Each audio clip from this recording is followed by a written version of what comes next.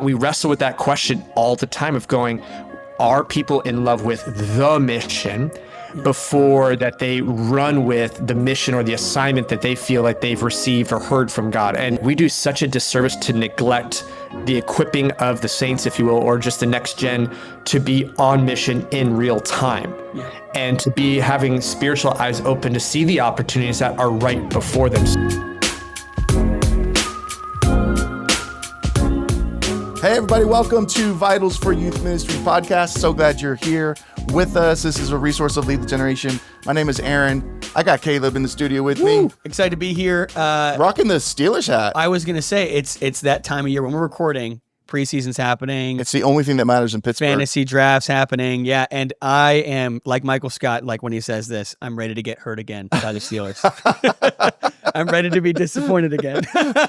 Well, speaking of disappointed, we have a disappointed Timberwolves fan as our guest today. We got Phil Johnson with us. Phil, I love you. Sorry to come at you right out the gate. Dude, right out the gate. But we're excited to have you on the podcast today. I pray that you healed up from NBA playoffs earlier this year. But he's silent right now. He doesn't even know how to respond. Oh, no, it's good. I recognize when hurt people, as Aaron as a Laker fan.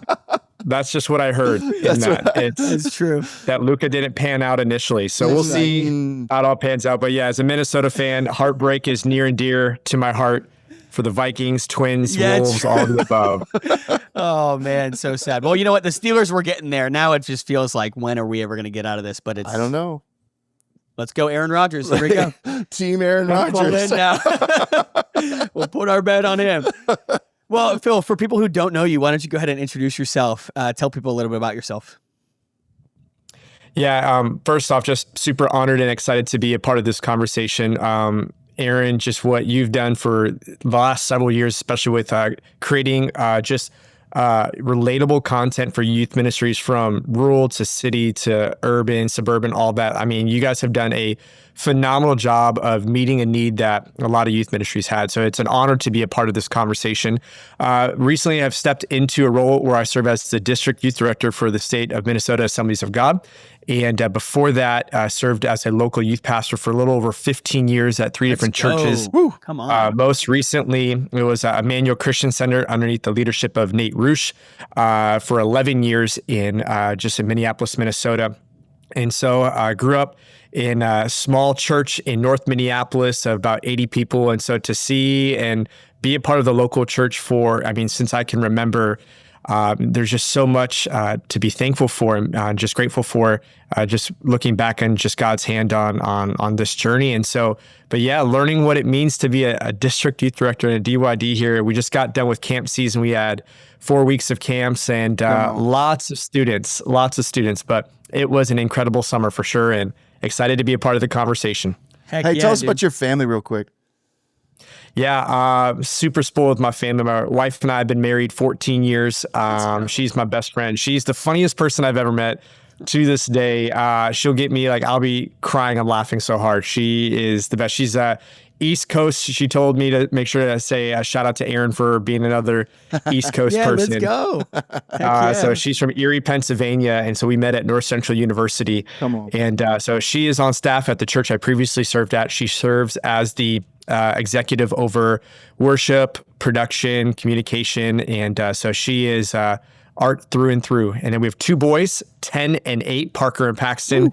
We joke that we're an introvert's nightmare of a home. We are loud, active, all those things. And my 10-year-old is a big Chiefs fan. I tried to convert him to be a Vikings fan. We watched a little bit of the quarterback documentary, and it backfired on me, and he just fell in love with being a Chiefs fan. And so he got out while he could. And then my 8-year-old, he just has that spirit of Benaiah. We had to stop playing tag several years ago because he doesn't run. He just turns and swings on you. And he's a hoot. And then we have a dog, Brady. He's a 13-year-old cockapoo. He's on his last leg. And so we showed the boys Old Yeller, and we're getting ready for Marley and me. Oh, my goodness. You set the table well with Old Yeller, man. Caleb, have you ever seen it? No, I have not. You're too young. I need to watch it now. You're too young for Old Yeller, man. Add it to the list. Yeah. Don't watch it. Is it sad? Is it like Marley and Me? You're going to cry. Okay. Yeah. So it is. I'd like say Marley and Me for me is more emotional than Old Yeller. Old Yeller is a bit of that, like, that's my dog. Like, that's my guy. Marley and Me, you're like, this is just not right. Yeah, it's just sad. It just is like, I want to cry now. Yeah, and feel sad. Okay. sure. All right. I'll add Old Yeller to the list of movies I need to watch. That's awesome. I know that you and Ange want to own a dog one day, so Yeah. you probably should watch it. We started but- with the baby, and so Yeah. I think we got some time. Yeah. We didn't do the reverse. I know some people get a dog and then they have a baby and then the dog is just no longer It's a the factor. natural order of things. You went with the dog first? Dog, then babies. Same. Yeah. Okay. Well, philosophically, here's what I believe. If you are incapable of training a dog, Incapable. you should not be allowed to bring a human into the world. That's fair. That's a good test, right? You start with a dog. Yeah, that's a good way to tell if you shouldn't be a parent or not. All right, so I just went straight to baby, so who knows if I can take care of a dog or not? I guess we'll find out. We'll find out. Your kid's still alive. You're 7 months in. You're doing good. yeah, he's still alive, so that's a good thing. All right, well, anyways, let's just jump to the next thing then. So, Phil, we love bringing youth pastors on because they, always have interesting stories in their youth ministry tenure. I say it's like a plague of stupid that tends to follow them, whether it's you or a youth intern or a youth leader or a youth student just doing something stupid. And so we love hearing what youth pastors, their stories that they have to share. So the table is yours. Go ahead and share your youth pastor story because everyone seems to have one. Oh man, I feel like if I was to write a book, my first one would be like all the different mistakes and letdowns and all that. What's Aaron? You could correct me if I'm wrong. There's a leadership passage. It goes, "Leadership is failing people at the rate they can digest." Ooh, and, whoa! And I feel like that's. I mean, I'm a product of that, and so I think one though that was just funny. Listening back to some of the stories that have been shared. One that I'm like, this will stand out. It's super gross. And I'm glad you said, Caleb, this would not be shared around the dinner table because this one usually is one like you don't want to have food around. But I was speaking at a middle school camp, a junior high camp where all great stories begin. And I was speaking and I'm like looking around and I noticed there's like this little commotion in the back. And I'm trying not to like divert too much from the message, but I'm also wanting to give attention to what's taking place in the back. And I noticed there's this young man, he has his foot over his knee and he's kind of picking around. And, I kind of lean in a little bit more and I notice he's not just picking around, but what's happening is he's taking dead skin off the bottom of his foot and he's eating it. No! I knew it. I just knew it. I was cringing before you ever said it. And it was the most difficult message I've ever preached as I'm trying to stay focused on where we're at, watching this junior higher, the entire message, just picking at the bottom of his feet, in between his toes, bringing his hand up to his mouth. It was, like I said, it's not like necessarily a youth pastor failed, but it was one that I'm like, a youth pastor's story is one that stands out to me as one of the most difficult messages I've ever preached. And if it's a fail, I'm like, maybe I was just that boring. And according to Terry Parkman, why I maybe need to keep my message to 20 minutes. Because at 40 minutes, they start eating dead skin off the bottom of their feet. Please tell me you were preaching about dead things coming back to life. Dude. I wish. And this young man in the front, he gets it. He knows it. Oh, man. Oh, no. That was the whole message? The whole message. It was the whole message. Oh, my whole gosh. message. I wonder what it tasted like. That's where my mind goes. Why I know would- that's so nasty. Is that what you? But that is my first thought. That's just like, I wonder what was made. Pastor Ooh, Aaron, it bad. may or may not have been at a camp of two of our friends that we referenced in previous podcasts. Oh, you were at this. Probably, yeah. I mean, Oh, just my yeah. Yeah, dude, that's the thing. That's a thing that can only happen for a youth pastor. Like a lead pastor, kids pastor maybe, but I feel like middle school they're just at that perfect age where there's not a lot of awareness and there's a lot of trying. You're not getting that in a C-suite conversation like Carrie Newhoff has been talking about how he was counseling. Like, hey, dude, this guy that I was coaching just took his shoes off, starting dead skin off the bottom of his feet. It's like that comedy routine from Michael Jr. where he talks about being proud of his middle school kid because he just said he wants to be a doctor. And he's like, wow, I did it. I mean, I raised a great kid. And then a minute later, he was like, or maybe a dinosaur. Yeah. It's like, that's kind of middle school, right? You never know what you're going to get. Flashes of brilliance. Yeah. Within 99% of it being eating dead skin off the bottom of their foot. Yeah. That's incredible. But you know what, Phil? You might get to heaven and that kid might be like, man, there was this camp speaker and changed my life. And he doesn't remember that he was eating skin off of his feet the whole time. He might have been locked in. Every word he was locked in. That's right. He might have some dead skin in a Ziploc bag that's reminding him of that moment. Who knows? I saved it. Yeah. You're about to have 2 middle schoolers too who are going to be, eating the dead skin, right? You got the 10 and the 8-year-old. Oh, dude, I've mentally prepared of the type of phone calls that I would get from my kids, right? We don't want to have the entitlement, right? It's, our oldest would be the phone call for what he said. Our youngest would be the phone call for what he did. I feel like Phil's going to be like right before they go to their first middle school camp. He's like, boys, I just want to tell you a story real quick about what not to do during the service. Yeah. No. Well, I'm nervous because they know the campground now. Like, they're up with us at the campground all this last year. And we had a moment where we realized like, oh, we're not at camp anymore because, they're just roaming the campgrounds and, freely going about wherever they want to go. We get back home and, I get back from work. I'm like, dude, where's our kids? And my wife's been looking for our son. He just met a new friend 2 blocks down and was just hanging out their house because he was so used to roaming campgrounds. I'm like, dude, this is not the campground. I know we're extroverts, but there's lines, my guy. He's like, oh, I just met him 15 minutes ago. We're friends now. I went to his house. Hey, that's actually, you know what? That's awesome though, in terms of like, I feel like Gen Alpha, Gen Z, like not just being on their phone and going out and doing something like that. I'm like, that's great. That reminds me of when I was a kid. And now I'm that old guy saying, that reminds me of when I was a kid. I can't believe I'm on that side now. Dude, you're new to this parenting thing at this point, right? Yeah. Aaron and I are both stressing out. I'm like, dude, where is my 8-year-old? Yep. I mean, I moved my 19-year-old to Nashville last year, and I'm like, wait a second, you're going to go live in another city all by yourself? Like, what is life right now? Like, it's just crazy. But all right, so amazing story. Thank you, Phil. Good laughs right there. Very unique too. We haven't had absolutely. that yet. We've not had any dead skin eating, stories before. We can check that off the list. Yeah, we can check this. Is good. We want to talk with you. We kind of want to do a deep dive with you, Phil, on the topic of missional living. We call this podcast Vitals for Youth Ministry because it comes from a resource from Lead the Generation called Vitals for Youth Ministry. 5 vitals that we build our youth ministry around, 5 vitals that we want to see imparted into the lives of our students, that we are endeavoring to turn into disciples of Christ, right? So all found in the book of Acts chapter 2, biblical truth, spiritual transformation, healthy community, missional living, leadership, development, right? So let's talk missional living, right? You have 15 plus years of youth ministry experience, youth pastoring experience, plus now your new role as a district youth director.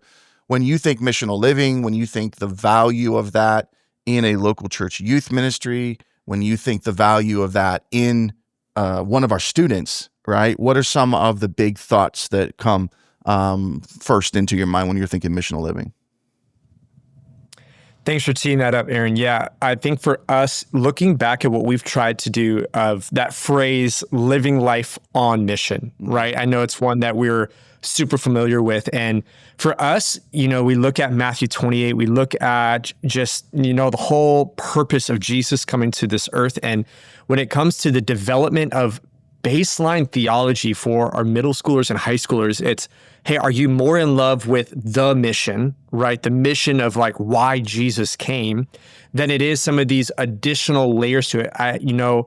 One of the things that Terry kind of touched on in the previous podcast that, for us, we've really tried to capture the last 15 plus years has been, hey, before you feel called to a career or you feel called to a people group or a country, like it has to be out of an overflow of this deep commitment and ownership of the mission to go into all the world and to make disciples, to preach this good news of Jesus, the Son of God, who came to die for the sins of this world, who rose again 3 days later and left the gift of the Holy Spirit. And one day will return. Like this good news of this is what Jesus has done for me, right? I love how in a previous conversation, you guys kind of had the, evangelism and discipleship over the last several years has been disconnected, but there's a marriage between it, right? Yeah. And it's so true, because within the missional living is this ongoing testimony of, can I tell you what Jesus has done for me? One of the things that we've tried to weave in, even in messages, that whether someone's new or it's, just a regular Wednesday night message, is going, hey, here we believe that Jesus is the Son of God, that I'm up here preaching not because it is a job, but because of what Jesus has done for me. Yeah. That Jesus has changed my life in such a way that I can't help but talk about him and what he has meant to me and now my family and the people that I get to do life with. That's because of Jesus, and nothing else before that or after that, right? And just to live this life on mission of being so about the mission of Jesus Christ and just like the Great Commission. And that is something that when we have programmed to begin to build that strategy and things of that nature, it's going, we wrestle with that question all the time of going, are people in love with the mission before that they run with the mission or the assignment that they feel like they've received or heard from God? And being able for students to decipher that, because I think unintentionally we can get really good at celebrating, like when a student raises their hand and said, Aaron, your message was so great. I feel called to the field. And we'll celebrate that, but we'll neglect okay, well, what does that look like to share your faith or to be on mission in the hallway of your school? Well, you know what? I'm just going to go to college. I'm going to take some classes. And then when I graduate, then I'll go on mission and be this missionary. Or then I'll go and share the gospel. But really, we do such a disservice to neglect the equipping of the saints, if you will, or just the next gen to be on mission in real time. And to be having spiritual eyes open to see the opportunities that are right before them. So to kind of get the question rolling, right? That is something for us that we have in looking back and, just even this past year with when we're looking at developing tools and integrating things for youth groups of going, how do we make sure we are elevated, in spaces where the mission has not maybe been elevated to a place that it needs to be, or it has kind of drifted, right? Or we've drifted in focus and attention and energy. How do we make sure we're returning to that spot of making sure that the things that we are doing for God, right, are coming out of this overflow of this love and ownership for the mission and our own personal relationship with Jesus? Yeah. Love that. Yeah.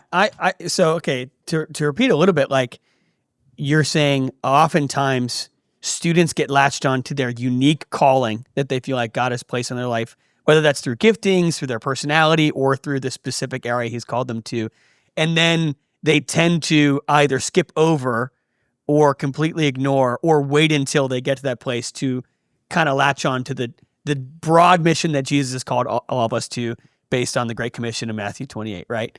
So, man, I'll tell you, I totally feel that. That is I think culture really is pushing, find your unique purpose. What is the unique thing that you do? Do what you think you need to do.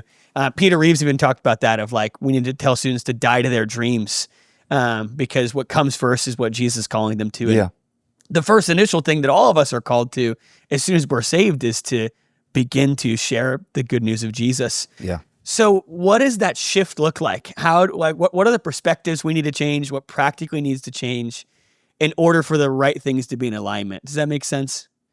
For sure. And I know you guys have a broad audience, so I think what I'm going to speak to is what we've experienced and learned from kind of the trial and error side of things. You know what I love about people that have been in student ministry so long, and Aaron does a phenomenal job of talking about this, is oftentimes those first several years, you're really learning what to do and what not to do. I joke that in my 20s, I thought I knew what to say, how to say it, what to do, and how to do it.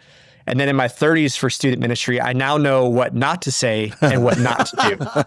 That is sage advice. And you really begin looking at, okay, God, thank you for your grace and patience of leaders above me and the patience of parents that have entrusted their students to our ministry. And then you begin to okay, God, this is what's working in our context. So I will share, I think more so from our experience, what helped kind of capture the heart of missional living, that we saw a lot of just what we would consider biblical fruit, just from some of those emphasis. And that really came back to wrestling with the reality of what were we celebrating, right? What were we celebrating from the platform? What were we celebrating within leadership? What were we celebrating on our social media? What were we celebrating with families? And really this culture of celebration really began to form the culture of just living life on mission for us. As you guys have heard, I know there's different iterations for different pastors that have had this, but for us, it was what was celebrated gets remembered, gets repeated, and gets replicated. And so we just ask ourselves, like, is this something we want them to remember? Why? Is this something we want them to repeat? Why? And then is this something we would love to see replicated as students are getting connected within the different ministry programs and discipleship pathways and development pipelines and things like that? And so for us, it was, how do we communicate and celebrate this in a way that actually highlights this is a big deal? Because I think students, especially Gen Z and Gen Alpha, are really good at recognizing, oh, you're celebrating this because this helps with numbers or this looks good. But really getting behind, like, no, we're celebrating this because this is a big deal that you not only brought your friend to church, but you actually are the one that had been praying for him for 2 months. And we are celebrating the commitment to stand in the gap. We call this intercession, to pray for your friend. Let's celebrate the fruit of that. A story that I use when it comes to this, we had a young man who grew up in the church, drifted away, got caught up in just a lot of drugs and alcohol, had an encounter with Christ that just brought him back to a place that he had drifted from, was so on fire for Jesus. We do these things every week called 180s. They're just testimony spots, opportunities for students to share who God is, who they were before God entered their story, and what's changed about their life now. And so this young man shared his testimony, and as he shared his testimony, he brought his friend from school. And his friend from school goes, hey, Brandon's been talking about this Jesus the last several months. And as I heard him share, I'm like, I've seen that change in his life. Do you think that Jesus is someone that would love me? And Brandon was able to lead his friend to Christ out of his testimony. Now, the crazy part, the discipleship Brandon began with his friend over the next 6 months. That friend then shared a testimony of what Jesus did in his life 6 months later. Only this friend then instead brought the entire track and field team.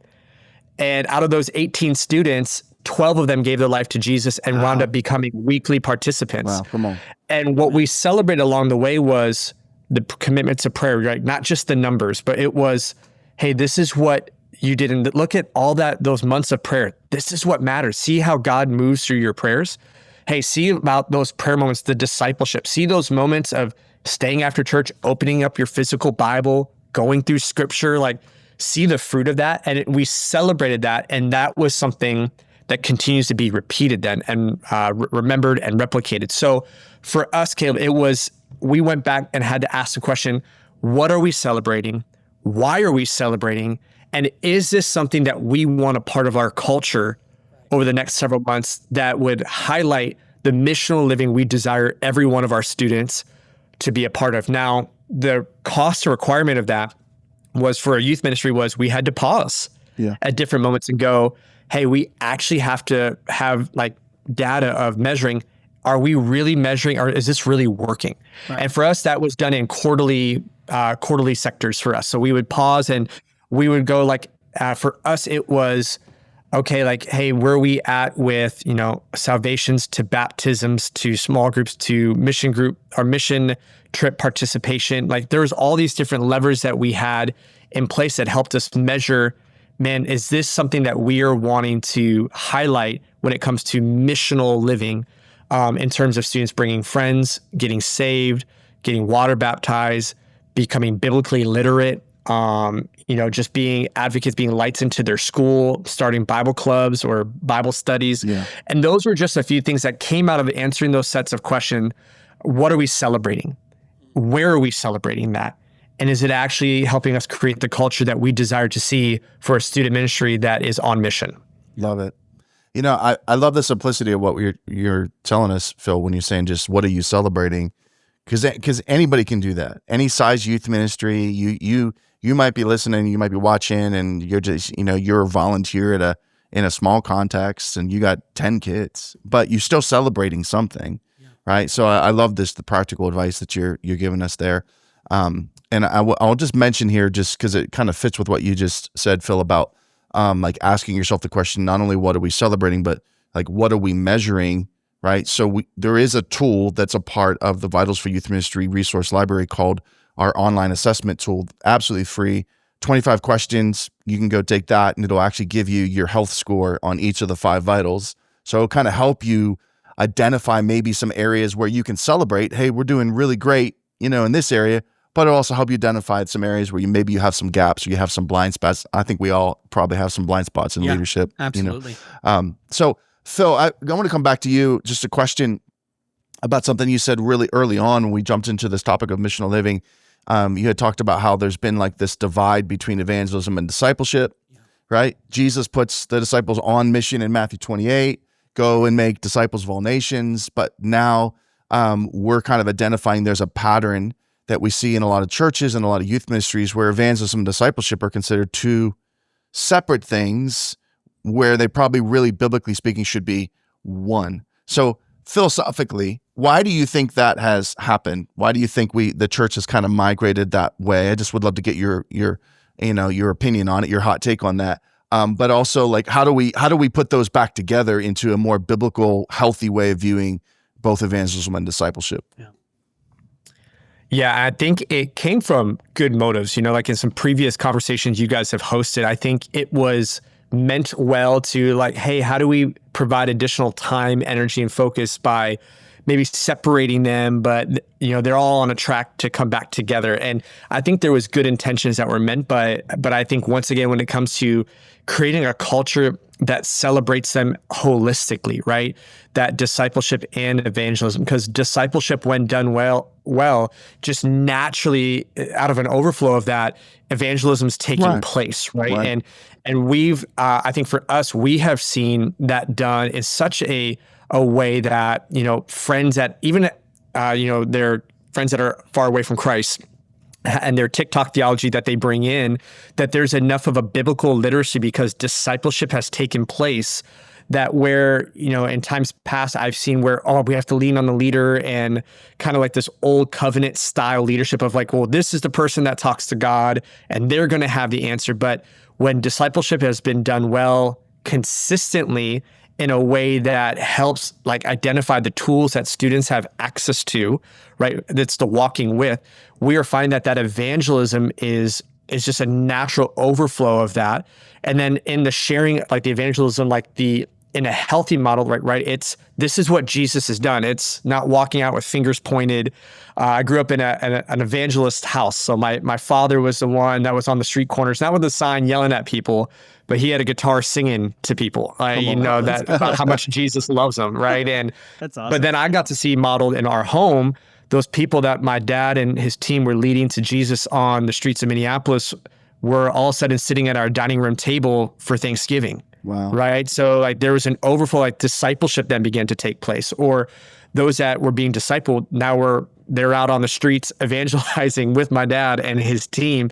So there was like for us, like for my brothers and I, we just saw it holistically modeled, and you shared, Eric, biblically modeled, of just going like, man, it's both, right? It's not either or, but it's a both and when it comes to the practice of that. And that was just something that for me is just, we saw it modeled, we saw it lived out in a way that we're like, hey, why wouldn't this be the way that we would go about that? Right. And so I think I was very grateful, at the time I didn't maybe see how healthy it was. Just being, like, oh, Dad, don't, why are we singing that song again? Or, like, Dad, like, are we really going to go down this street? Or like, and just being a teenager in those moments, but looking back and just so thankful for my dad and just how he modeled that in such a way that I'm like, oh, like that's how it could be done. And that's an example. And even seeing now, like my brother, he's a youth pastor here in Minnesota. And one of the youth leaders my dad discipled during that time, their kids now are a part of my brother's youth ministry.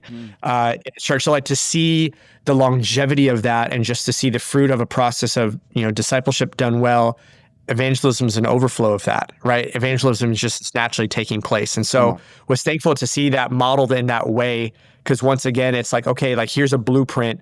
Now it does take time, right? One of the things, and Aaron, I'm sure you're seeing this with reports with Gen Alpha, like they are so much more spiritually open, right? Right. They want to go deep, but they're also spiritually open to a lot of different things. It's not just the church, but what really the cost of admission for a conversation with Gen Alpha, what we've been discovering has been, will you slow down long enough to have a conversation with me to answer the questions that are important to me? Because with Gen Z and millennials and all that, there's this celebration of how much can I get done in the least amount of time? How do I optimize? How do I, what's the instantaneous, the streaming, all of that. Right. But with Gen Alpha, even more so, they're going, will you just walk with me with where I'm at and the life experience that I've lived? And it's a little slower than maybe some might like, but they are taking it and it's finding good soil. Yeah. And so that is something that, even back to the question of the discipleship and evangelism, finding that, okay, youth pastors, like, what if part of our answer to living on mission isn't doing more in less time, but maybe it is like kind of look at the story of Jesus and the road to Emmaus, right? He could have went and done all this stuff on a big public spectacle, but he walked with two people and just answered questions in real time in a manner that became personal and that they became advocates and went and shared and were light as well post that conversation with Jesus. But that is something that we have seen just even with Gen Alpha coming out of that discipleship and evangelism kind of pathway, if that makes sense. But I know I added a few additional items but great. Something that we're seeing. Man, I feel like Gen Alpha too is such fertile soil for, they hunger authenticity. And so the idea of evangelism, I feel like, is very natural to them once they catch it. And so I feel like there's such a huge opportunity for this. And I love what you're saying of celebrating the right things and then also modeling for them, which really was what Jesus was doing for his disciples, of modeling what it looks like. And so does it really just boil down to those two things of like when we celebrate the right thing? And because I know is it really that simple? I know. Well, it's really easy, especially so I'm 5 years in, and it's easy to overcomplicate really simple things. You're also, I feel like the young mindset is to think like, okay, what's the instant fix? But all of this is the slow turning ship of culture that cannot be done overnight. Probably can't even be done in a year. This is like a multiple year investment. This is the place I'm trying to build. This is the culture I'm trying to set. So is there anything additional on top of those things? Or is it really just that me as a youth pastor, I should see part of investment for me is not only celebrating the right things, but me personally taking time out of my schedule to say, I'm going to walk with them and model what it looks like to honor the first call in my life, which is to share the good news of Jesus. Yeah, I mean, and I know that's where there's so many great resources, and that's why we need people like Aaron in this world that's helping, sharpen our tools and highlight the things that can help us go farther, faster. For me, it's always gone back to, I grew up playing sports, and a lot of it, came back to, man, what am I doing to get better? Yeah. What am I doing to make sure that when I step onto the court with my team, that I'm not costing them the game? Dr. Liz Wiseman has a quote, to top off your strengths and level off your weaknesses. Mm-hmm. And so for me, it's always like kind of like that's been the approach. I know, the oversimplicity sometimes I can fall into just like, hey, like be the best at the main things, right? Make sure the main things are the main things.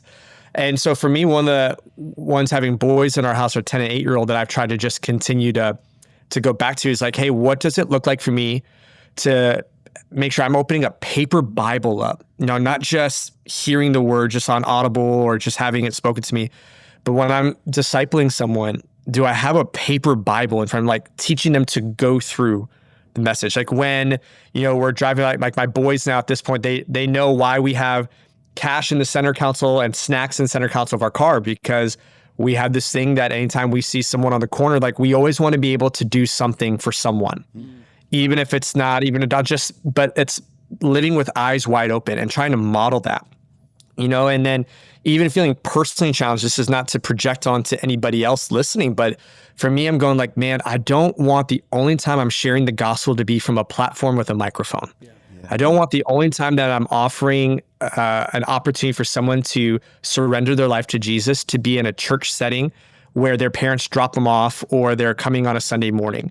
right? That I want to go, God, open my eyes to see those opportunities to live on mission outside the church walls.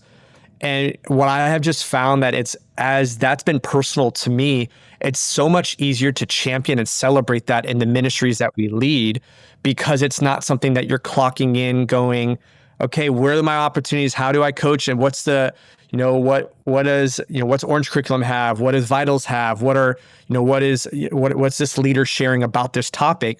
But it's going like, God, this is what I experienced. Because what we do see with Gen Alpha, Gen Z as well, I'm sure Gen Beta will have, story just wins out. Yeah. When you go, hey, I know there's all this TikTok theology. Yeah, but I heard that. But let me tell you about this encounter or this experience that was just lived. My boys and we just had this conversation with this young man, or I had a leader that told me the story about an interaction they had with this student. Because all of a sudden it's life on mission. It's in the trenches, that we no longer have to just live off the stories told of old of, man, let me tell you about this one time that this one person had this encounter about this healing. I'm like, no, I want to have those personal stories in my life. I want to be on mission in such a way that those stories are told in real time, not, hey, let me tell you what happened 10 years ago at camp. Yeah. But it's going, hey, let me tell you what happened last week. Yeah. That we saw a young person come in, they had a torn groin, they're on crutches. God physically healed them Tuesday night, and they ran 5 miles on Thursday for missions. Wow. Let me tell you about these are things that are happening in real time.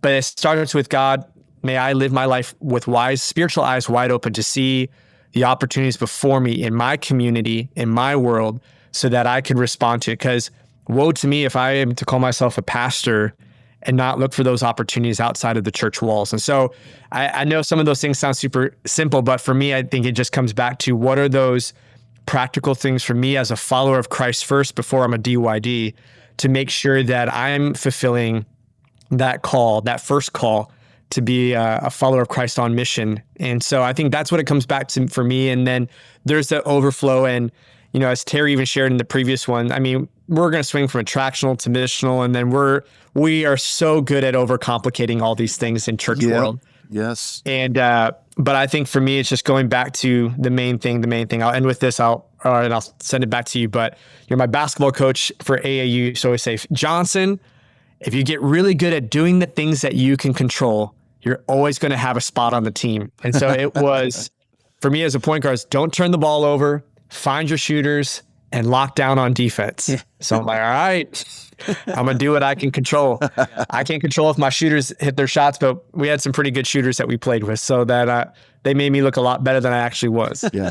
But it was making sure that before even stepping into those leadership roles of going, man, I want to pay that price, because if I don't pay that price as a leader, the teams that I lead and the families that entrust their kids to me, they pay the price for the lack of leadership that I've been willing to pay for. And so I think for me, it just comes back to the personal side of, am I living a life on mission? And then just out of that overflow, championing and celebrating the right things in a ministry context to help, plant seed, water seed that's been planted, that one day that they will become fruitful followers of Christ in their young adult years and adult years. That's so good. Man, that really resonated with me, that the point of, is the only time I'm sharing the gospel from the stage. I think that's a lot of youth pastors. And I wonder if that's also the reason why we feel like we see culturally in our youth ministries that so many students yearn for the specific calling that we are modeling for, which is from the stage, the specific thing we're called to, the unique gifting that we have, rather than what you're emphasizing here, which is me living a life that is just truly about following the Great Commission first, and then the stage and everything coming as a second, as a byproduct. I wonder if that's part of the reason why we feel that way, that they have kind of been switched in order, is because of maybe the way we even approach our own ministry. Well, to even shout Aaron out, I've seen Aaron model this in real time at conferences, where Aaron will find the person that's sitting by themselves and he'll strike up a conversation and he'll get to know, and they have no idea who Aaron is, but Aaron will genuinely lean in to take an interest in who they are and figure out why are they at this conference? What's their point of tension that they're wrestling with? And not just go, hey, here's everything that we can offer you. But I've watched Aaron model this of just the doing life with people, not because he's even the speaker at that conference, but to see that. And that's where I think, Aaron, where you have such a respect of when you walk in a room, is people have watched you model that off the platform, outside of conference circles, and just to even shout you out and give you honor, just watching how you've modeled that for the years and years that I've known you and sat in those seats and watched and been just a benefactor of those moments and that intentionality. I just want to say thank you that you've modeled a life super well when it comes to intentionality and life on mission. I love the practicality and the simplicity of what you're sharing. I appreciate you. It's so kind of you to share that about me. But I'm thinking about, whether those that are watching, listening, whether you're full-time vocational, been in youth ministry for a long time, where you're just getting started, or you find yourself like part-time bivocational, or even volunteer, right? The simplicity, the authenticity of what you just shared in our conversation today, Phil, is so moving, because it's like, okay, how do I change the culture in my youth ministry? How do I set the table for our ministry to be more missional? All right, I'm going to celebrate when I see a student living their life on mission. That's something that everybody can do in any size context. And I'm going to model it with my own life. Right. And again, that's something anybody can do. It doesn't matter whether you got a bachelor's degree in, youth ministry or theology or whatever, like this is just following Jesus 101. I'm a follower of Christ first before I am the guy or the girl with a title of pastor on a stage with a microphone, and so I appreciate the simplicity of that, Phil. I think we need that. We need moments like this to kind of just refocus in and redial in on like, what's this thing all about? Right. Because it's easy, we can get overwhelmed. There's strategy and philosophy and methodology and Gen Z, Gen Alpha, like all the, the shifts happening in our culture, right? And that's all good stuff. I love all that stuff. I think it's great. That being said, this is a really it's a big commitment too. Like as simple as it is to say, this is who I want to be and this is what I want to do. Yeah. It is a long-term, not sexy commitment to make, which I think when I think about me, I think especially early on, I was looking for the sexy, the easy, the quick things that we could instantly plug into the youth ministry. And it's like, this will fix it. Right. Yeah. But it's a long-term commitment that will, it is the one that will produce fruit, because we see it's modeled in the Bible. Yeah. And we see that Jesus modeled that too. Yeah, absolutely. So I love that you just kind of echoed what scripture even tells us to do in that way. And I think this is going to be, huge for so many youth pastors and youth leaders. Phil, thank you so much, man.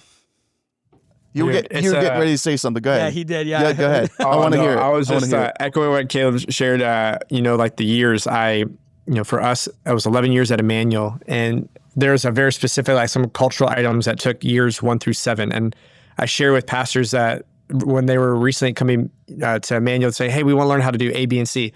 And I would share hey, I'm going to give you years 1 through 7 because you see years 8 through 11 and you go, that's cool. I want that. Yeah.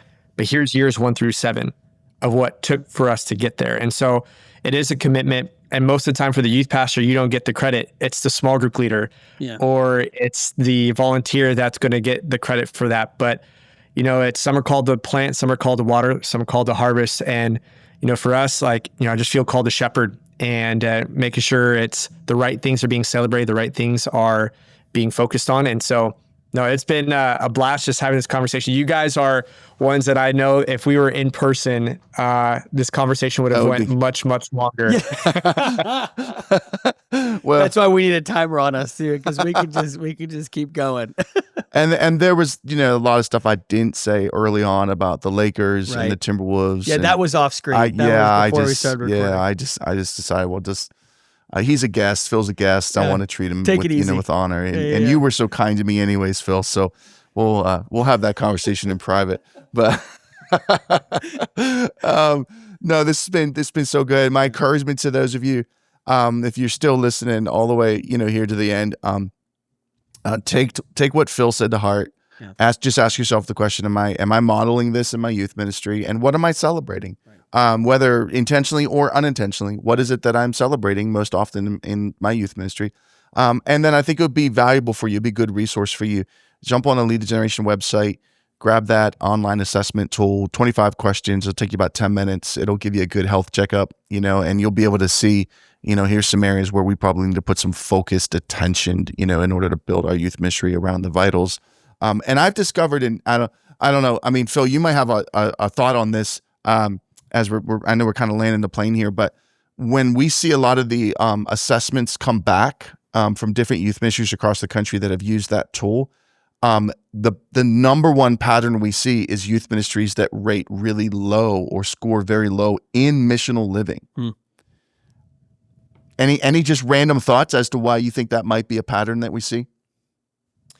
Yeah, I know I'm in an outlier state when it comes to with Minnesota and missions giving and missions trips, but I found that, for us building out that missional culture, some very tangible, practical things, right? It's making mission trips a yearly thing and not a biannual thing. I know there's a commitment to time, energy, and finances, but there's something so special, like when you are giving students an opportunity to put feet to their faith in those spaces, that whether it's, if the church does Kingdom Builders, like, hey, going to visit a Kingdom Builder partner as part of their mission trip, or for us, it's Speed the Light. And, our trips that we tried to go and visit for those trips for Speed the Light partners, so our students can see in real time just kind of the impact they're making.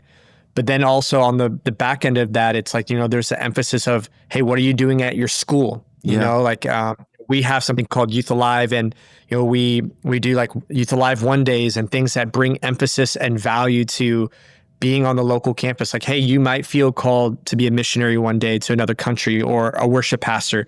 That does not negate you from a responsibility as a Christ follower to your local campus to be light into the darkness. So some of those practical things, I think, missions trips, missions giving, sometimes that youth pastors just have not seen it modeled maybe previously.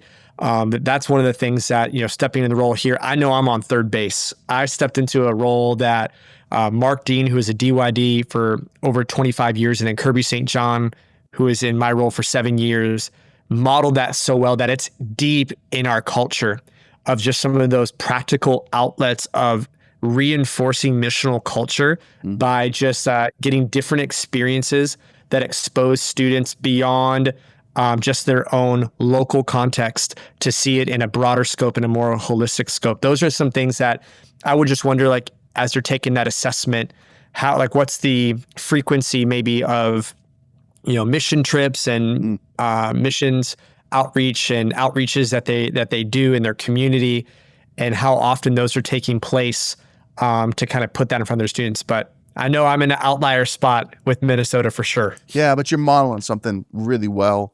And you're not just modeling the top end of it, like the look at the record we set and giving and all of that, but you're also modeling the simplicity, yet challenging aspect of like, are we modeling this at the local level, local church youth ministry, local youth pastor, youth leader, volunteer? What are we celebrating? All of it's so incredibly helpful. So Phil, thanks so much. Amazing, an honor to have you on the podcast, and just thanks for sharing from your life, from your experience. We appreciate it. Caleb, any closing thoughts for us? Dude, I feel this is going to be great. It's great for me too. That's why I love getting to sit on this podcast, because I just get to hear from great youth leaders and youth pastors and youth DYDs. And so, yeah, thanks for making the investment in so many of us, because it really is. Yeah. It's the simple model you're setting that actually is making a huge difference, though. Amazing. Yeah. Amazing. Well, thank you again, Phil. Thank you to those of you that are watching, you're listening. If you love the podcast, we'd love it if you give it a subscribe, give it a like, share it with somebody. Ding the bell. Yeah, whatever that is, a review, one of those 5-star something or others. I don't know, whatever platform you're watching on. But thanks for joining us for this episode of Vitals for Youth Ministry podcast. And I can't wait to see you on the next one.